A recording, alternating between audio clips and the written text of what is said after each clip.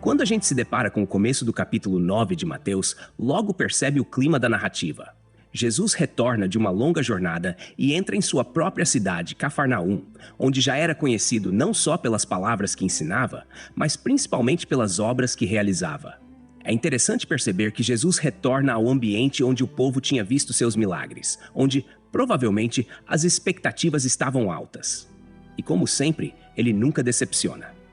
No versículo 1, o texto nos fala que, entrando Jesus num barco, passou para o outro lado e foi para a sua própria cidade. Mateus capítulo 9, versículo 1. Essa introdução é quase como um respiro na narrativa, pois logo no versículo seguinte somos apresentados a um acontecimento tão grandioso que mexe com as estruturas físicas e espirituais de todos os envolvidos. Trazem para Jesus um paralítico, carregado numa maca. E aqui, antes de tudo, vale a gente visualizar a cena. Amigos ou familiares, movidos pela fé, trazendo esse homem diante de Jesus. Só de imaginar a cena, podemos sentir o peso da responsabilidade e a expectativa daqueles que conduziam o paralítico, sabendo que, ao colocá-lo diante de Jesus, uma transformação poderia acontecer. No versículo 2 temos um detalhe precioso. Jesus, vendo a fé que eles tinham, disse ao paralítico: "Filho, tenha bom ânimo, os seus pecados estão perdoados." Mateus capítulo 9, versículo 2. Olha que coisa interessante. Jesus enxerga a fé, não só no paralítico, mas naqueles que o carregavam.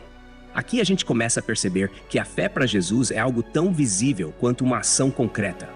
A confiança deles em Jesus era tão palpável que ele decide agir. E o primeiro ato não é a cura física, mas o perdão dos pecados. Em vez de simplesmente dizer, levante-se e ande, o Senhor se volta para a necessidade mais profunda daquele homem.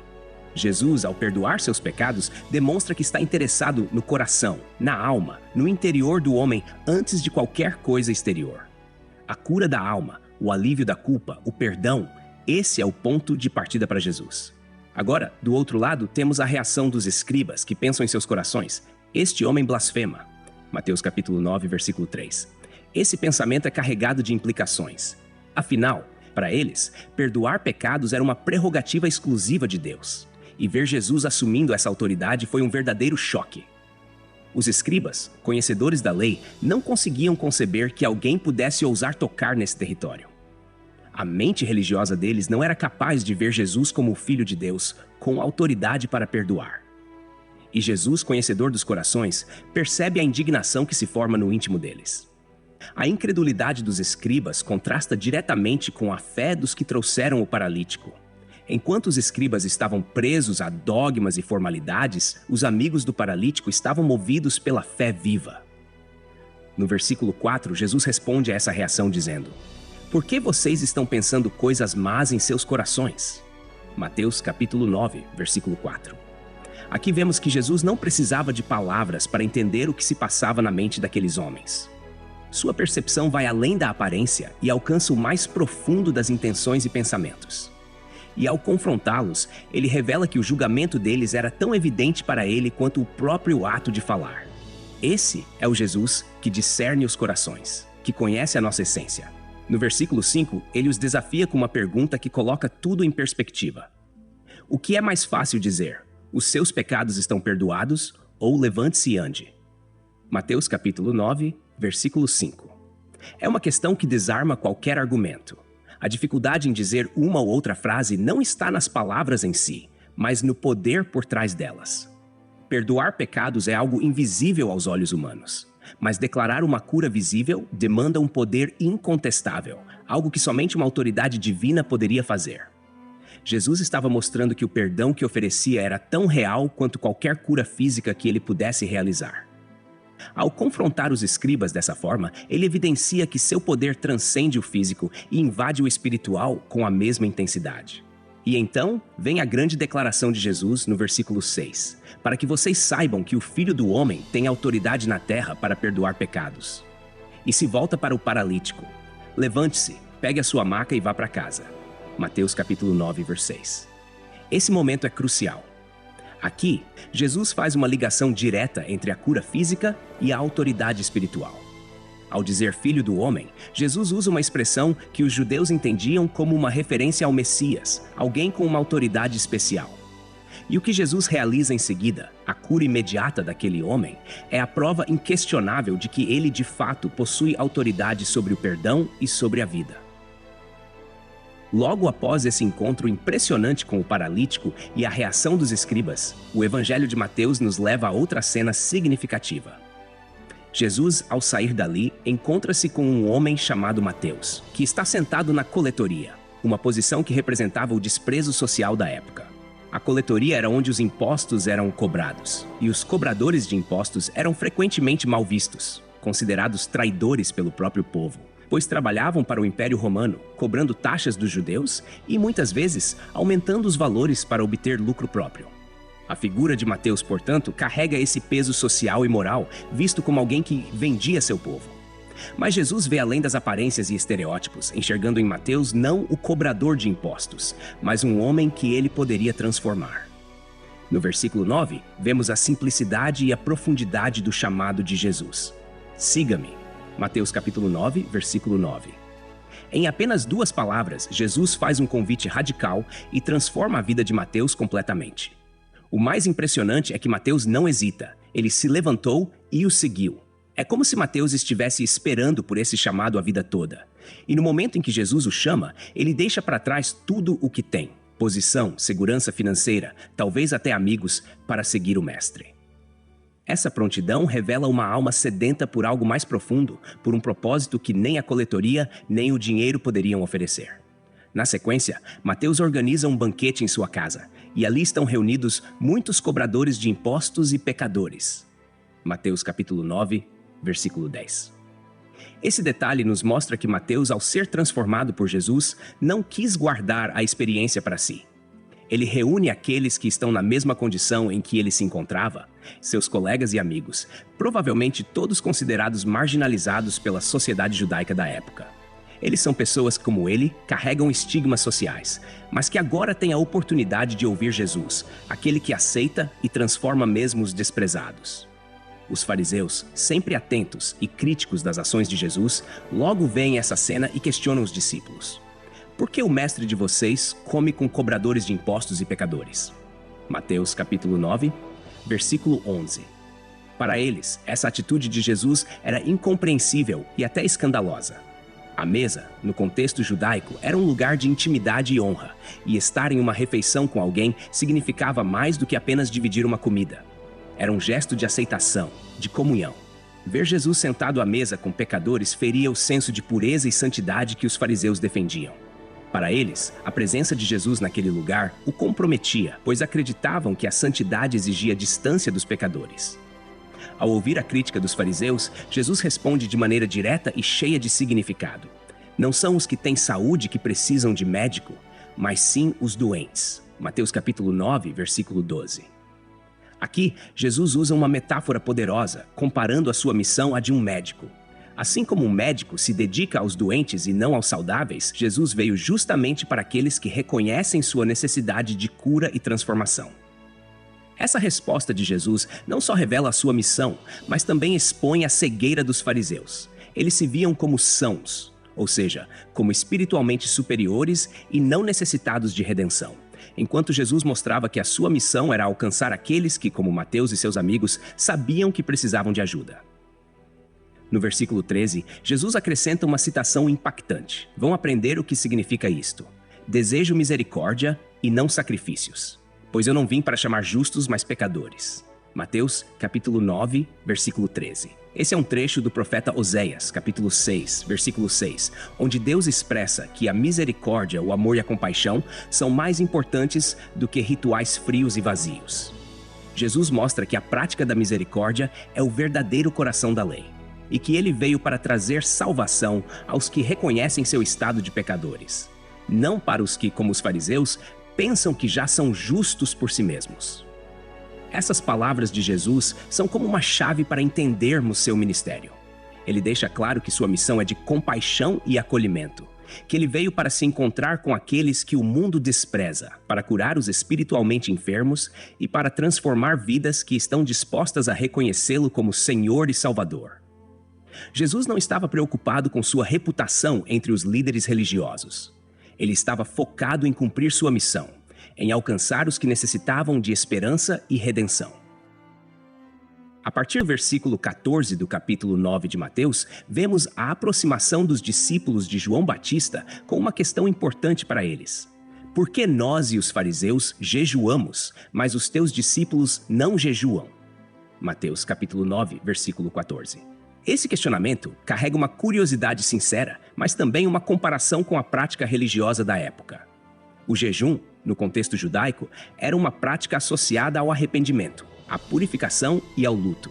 Tanto os fariseus quanto os seguidores de João Batista praticavam o jejum regularmente, seguindo tradições que reforçavam uma postura de renúncia e humildade diante de Deus. Então, ao ver que os discípulos de Jesus não jejuavam como eles, isso gerava uma certa perplexidade, como se questionassem se o grupo de Jesus estava menos comprometido ou reverente do que os demais. A resposta de Jesus, como sempre, vai direto ao ponto, mas também abre uma nova perspectiva. Ele diz: podem os convidados do noivo estar de luto enquanto o noivo está com eles? Mateus capítulo 9, versículo 15.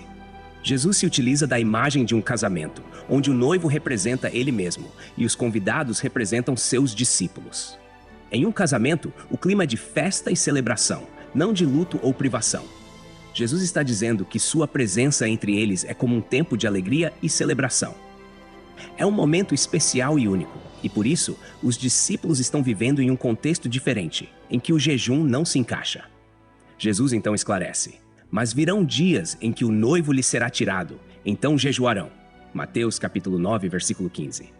Aqui, ele faz um prenúncio sobre sua morte e partida, apontando para o momento em que seus discípulos de fato sentiriam sua ausência, e aí sim, passariam pelo luto e pela necessidade de jejuar.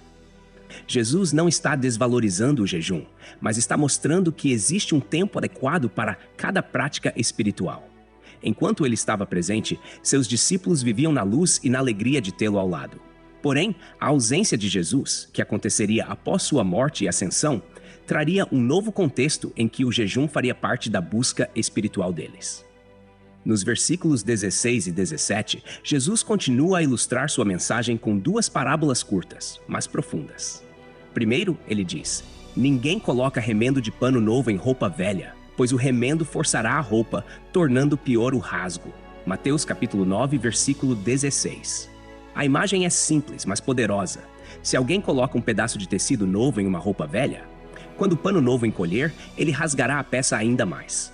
A lógica aqui é que o novo e o velho não combinam, porque a nova natureza do tecido não se harmoniza com a velha.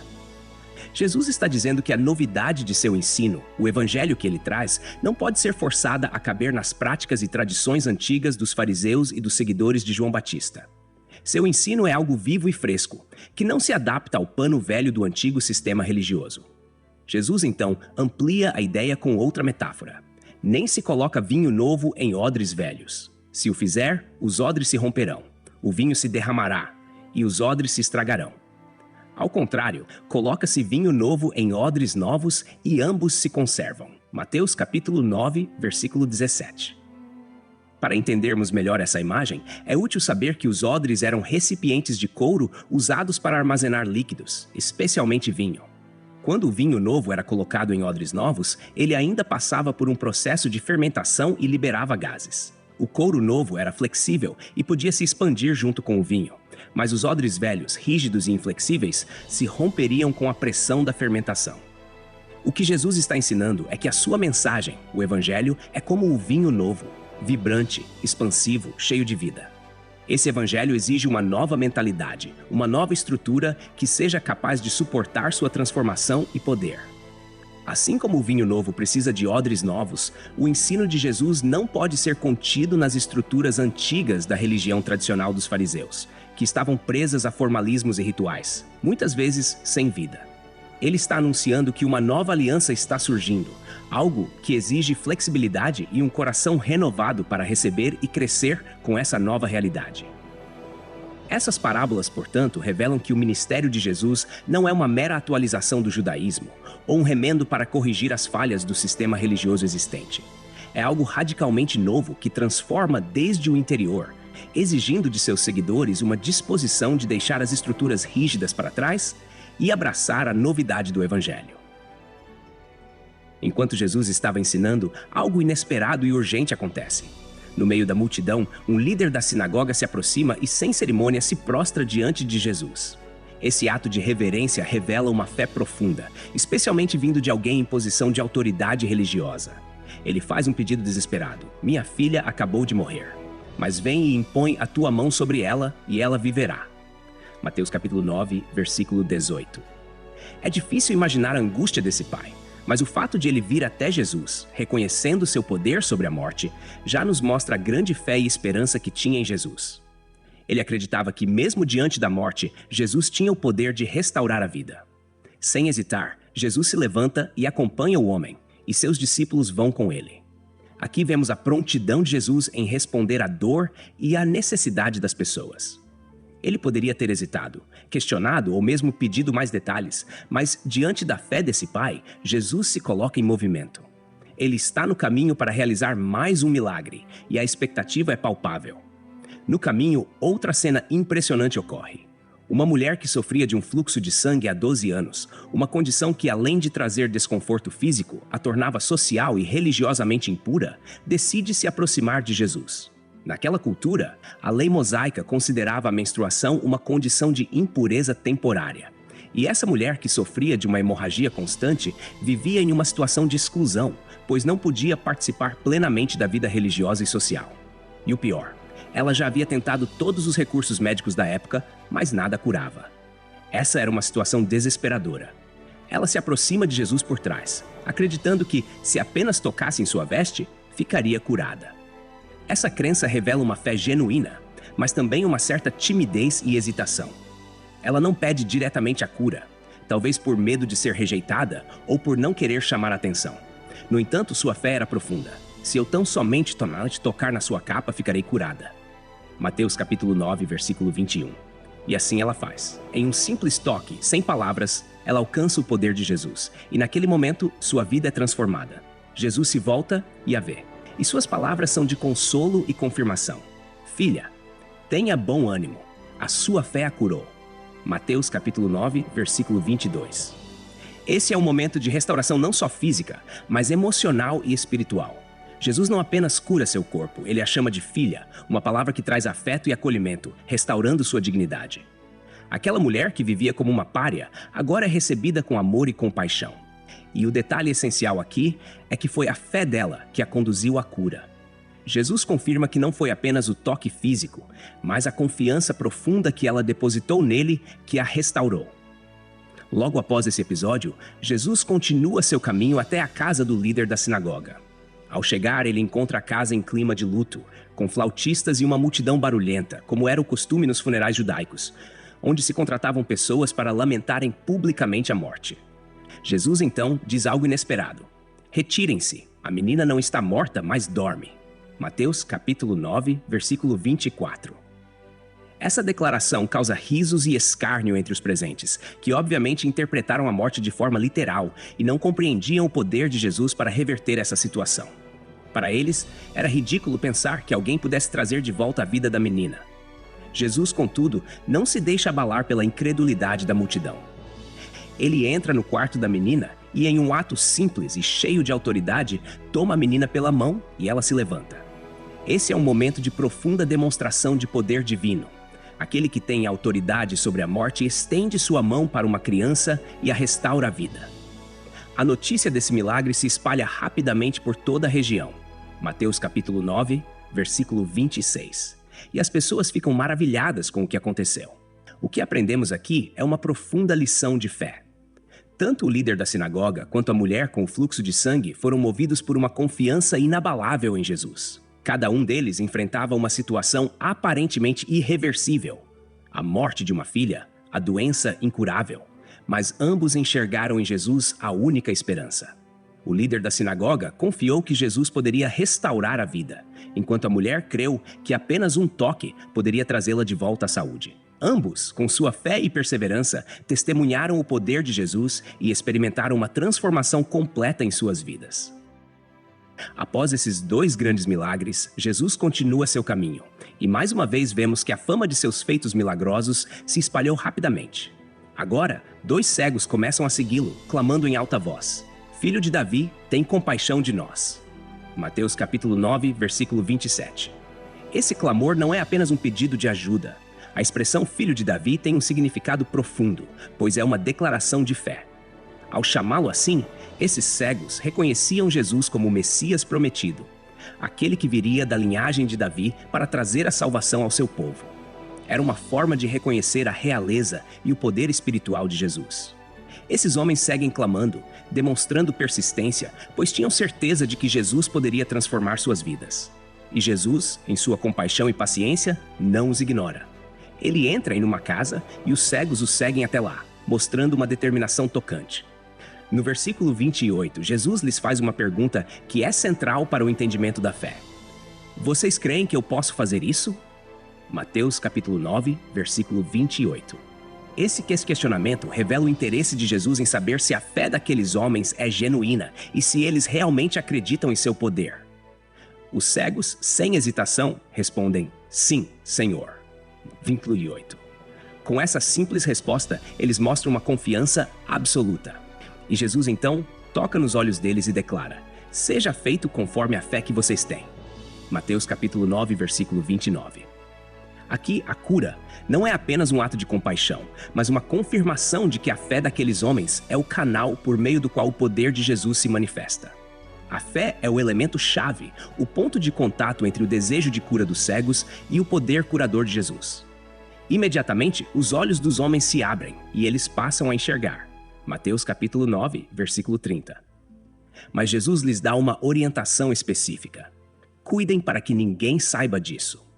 Jesus frequentemente pedia discrição após realizar milagres, pois sabia que sua missão não se resumia a ser visto como um curandeiro ou mero fazedor de milagres. Ele estava ali para trazer uma mensagem de arrependimento e salvação. E sabia que a publicidade exagerada sobre os milagres poderia desviar a atenção da sua verdadeira missão. No entanto, apesar da instrução, aqueles homens, tomados pela alegria e gratidão, espalham as notícias por toda aquela região. Mateus, capítulo 9, versículo 31. Eles mal podiam conter o entusiasmo e a emoção por terem experimentado um milagre tão grande, algo que mudou suas vidas para sempre. Esse tipo de alegria e gratidão é uma reação natural, ainda que tenham desobedecido à instrução de Jesus, o que nos mostra como o impacto de uma experiência real com Jesus pode ultrapassar até as barreiras da descrição. Enquanto isso, à medida que Jesus continua sua jornada, é trazido a ele um homem mudo, possuído por um demônio. Esse detalhe acrescenta um nível extra de complexidade ao milagre que se seguiria, pois não se tratava apenas de uma condição física, mas de uma opressão espiritual. No mundo judaico do primeiro século, a opressão demoníaca era vista como algo real e perigoso, e muitas vezes as condições físicas que não tinham explicação médica eram atribuídas à ação de forças malignas. No versículo 33, Jesus expulsa o demônio, e imediatamente o homem mudo começa a falar. Essa libertação causa espanto em toda a multidão que exclama, nunca se viu nada assim em Israel. Mateus capítulo 9, versículo 33. A multidão reconhece que esse tipo de poder era algo inédito, algo que nenhuma outra pessoa ou autoridade espiritual em Israel havia demonstrado até então. Eles viam em Jesus alguém que realmente estava quebrando as barreiras do impossível e trazendo uma nova realidade ao povo. Por outro lado, os fariseus, sempre observadores críticos, reagem de maneira oposta. Em vez de se alegrarem ou se maravilharem, eles murmuram, é pelo príncipe dos demônios que ele expulsa demônios. Mateus capítulo 9, versículo 34. Esse é um comentário carregado de incredulidade e acusação. Incapazes de aceitar que Jesus pudesse ter autoridade divina, os fariseus buscam uma explicação que se encaixe em sua visão limitada, acusando Jesus de agir sob a influência de poderes malignos. Eles se recusam a reconhecer a ação de Deus e, em sua cegueira espiritual, preferem atribuir o poder de Jesus ao inimigo. Esse contraste entre a fé dos cegos, o espanto da multidão e a incredulidade dos fariseus nos mostra que a resposta ao poder de Jesus revela o estado do coração de cada pessoa. Enquanto alguns encontram cura e redenção por meio de uma fé simples e verdadeira, outros, presos em suas tradições e preconceitos, se fecham para a obra de Deus, resistindo ao que está bem diante de seus olhos. Jesus continua seu ministério, demonstrando que seu poder vai além das limitações humanas. alcançando tanto o físico quanto o espiritual, e desafiando cada pessoa a crer ou a rejeitar o que ele traz ao mundo. Para encerrar o capítulo 9 de Mateus, temos uma visão geral do ministério de Jesus em seu pleno vigor. No versículo 35, vemos que Jesus ia passando por todas as cidades e povoados, ensinando nas sinagogas, pregando as boas novas do reino e curando todas as enfermidades e doenças. Mateus capítulo 9, versículo 35. Esse versículo é um resumo poderoso de sua missão e um retrato de sua compaixão e dedicação. Jesus não limitava sua atuação a um único lugar ou grupo. Ele ia de vila em vila, atendendo cada pessoa com a mesma intensidade e amor, proclamando uma mensagem de esperança e transformação que tocava tanto o corpo quanto a alma. O ponto central aqui não são apenas os milagres ou as curas físicas, mas o anúncio das boas novas do reino. O reino de Deus era o verdadeiro centro de seu ministério. Uma realidade que ele não apenas falava, mas também demonstrava em cada ação e palavra. Esse reino trazia uma nova maneira de viver, onde Deus se torna o centro da vida das pessoas, e onde a cura, o perdão e a paz fazem parte da experiência com ele. As curas e libertações, portanto, eram sinais do reino de Deus, indicando que uma nova era havia chegado e que a presença de Jesus inaugurava uma nova maneira de relacionar-se com o Pai. No versículo 36, vemos a sensibilidade profunda de Jesus em relação às multidões. Ao ver as multidões, teve compaixão delas, porque estavam aflitas e desamparadas como ovelhas sem pastor. Mateus capítulo 9, versículo 36.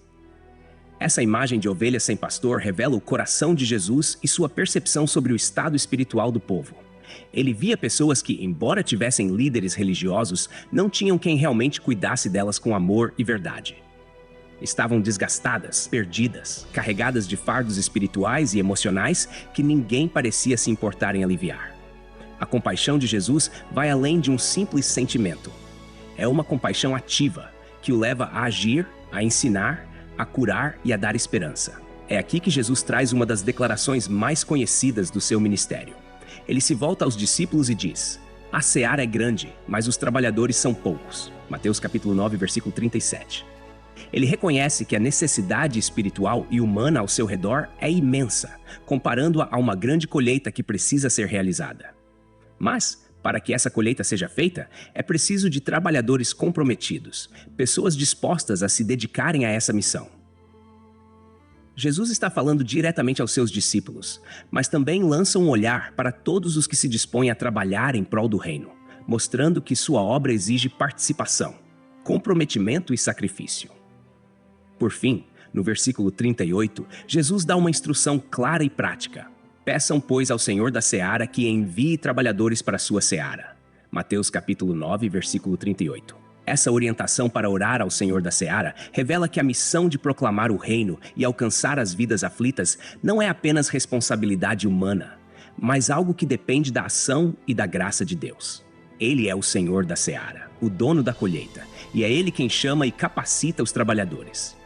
A oração, nesse contexto, é uma demonstração de dependência e entrega ao propósito de Deus. Um reconhecimento de que, embora a obra seja grande, é Deus quem guia, fortalece e envia os trabalhadores para a missão.